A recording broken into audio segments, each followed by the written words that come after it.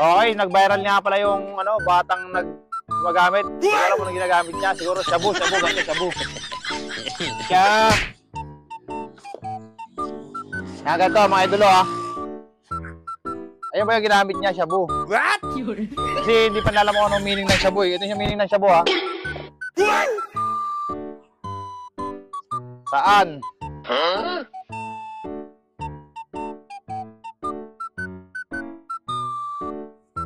Bata nga eh. Bata yung sulat. Hahantong.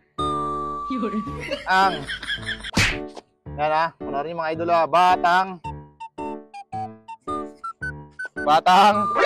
Nani? Ulol. Sa droga. What? Diba?